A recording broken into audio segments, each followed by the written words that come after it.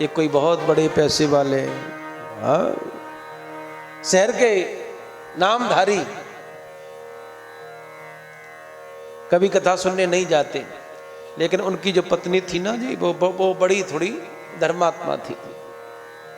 पत्नी ने कहा कभी तो जाया करो कथा में, हैं? सब लोग आते हैं, आप ही नहीं जाते। सेठ जी ने कहा अब तुम ही बहुत हो, तुम ही सुनाओ, और हम तो ऐसे ही ठीक है। वही नहीं जाना चाहिए आपको। अब पत्नी की कभी कभी बात मान लेता था। सुनो, कथा चल रही थी, तो उस कथा में एक दिन वो नामधारी व्यक्ति आया, बड़ा पैसे वाला आया, अहमान में। कथा प्रारंभ होने ही वाली थी, लोगों ने कहा अरे भैया इतना बड़ा आदमी आया है, हैं? सब लोग खड़े हो गए, आओ आओ आओ साहब आओ, स्वागत में, हैं? सबने कहा आओ आओ। मुख्य यजमान थे, उन्होंने भी बैठाला, आइए बैठिए। उसने मन में विचार किया कि हाँ, सब ने बड़ा स्वागत किया और सब बिठा लाए, बड़ा अच्छा लगा। जैसे ही आए, सबने कहा आइए, मुख्य यजमान ने कहा बैठिए, और जैसे श्रीमान जी सोफा पे बैठे, आते ही नींद लग गई। अब इतना बड़ा आदमी कौन ठोके भला कि आप सो रहे हैं? किसी की हिम्मत नहीं पड़ी। जैसे तैसे कथा पूरी भई। कथा के बाद में महाराज जोर से जयकारा लगा, और जोर से जयकारा जैसे ही लगा, फिर भी सेठ जी की नींद नहीं खुली, हैं? प्रसाद बट गया, सब लोग चले गए। अब ये बस्ती में नींद में बैठे हुए। अब जिसकी दरी नीचे बिछी थी ना, वो बोले जाइए। इसकी नींद खुली। क्या हो गई कथा? बोले हाँ हो गई कथा, जाइए। अब इन्होंने क्या सुना? पहले सुना आइए, फिर सुना बैठिए, और फिर सुना जाइए। कथा क्या हुई पता नहीं।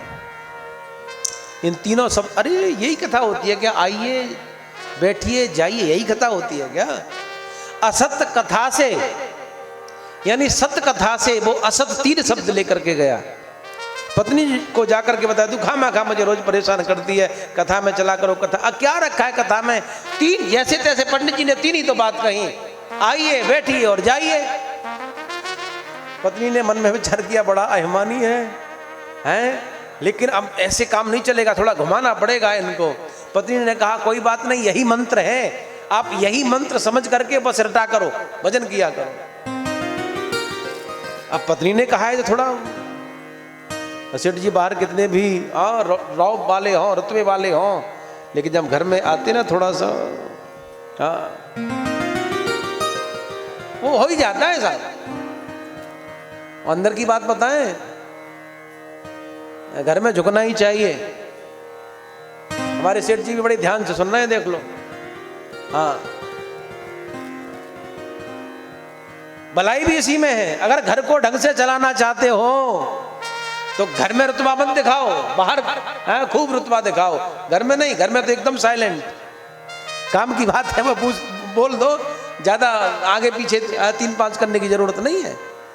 हाँ, तो पत्नी ने कहा अभिमान है मन में, लेकिन अब क्या करें, सुधारना तो इनको है। पत्नी ने कह दिया यही मंत्र है, आप इसी मंत्र को जप करिए।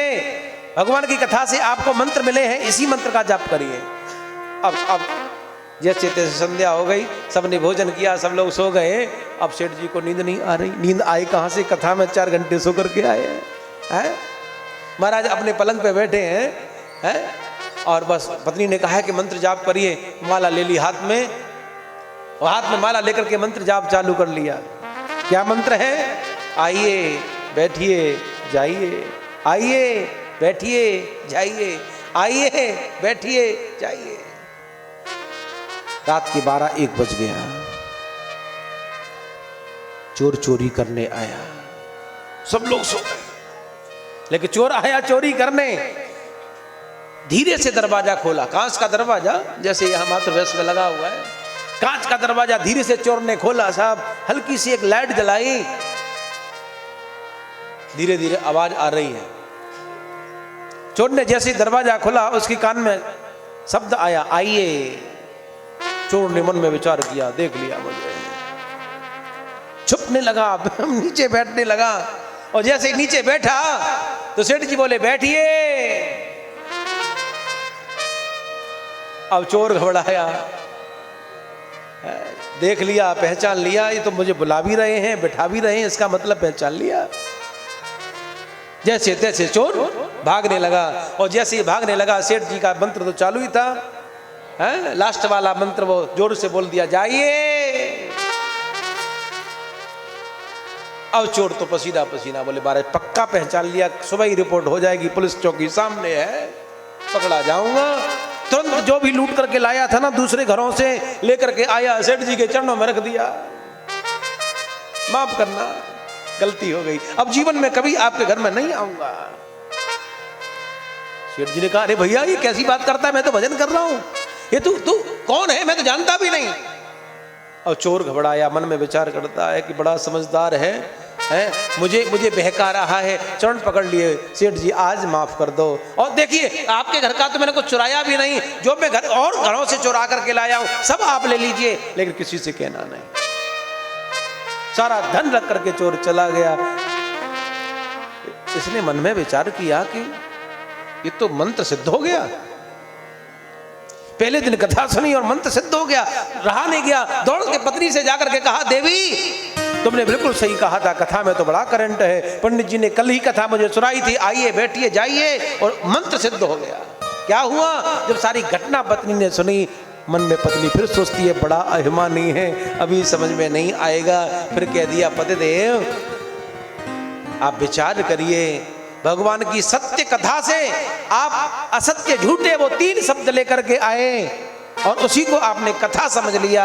जब झूठे 3 शब्द आपका है चोरी होने से रोक दिया, अगर सत्य शब्द आप कथा में सुनेंगे तो पता नहीं क्या हो जाएगा, है? पता नहीं क्या हो जाएगा। उसी दिन से सेठ जी की बुद्धि एकदम चेंज हो गई साहब।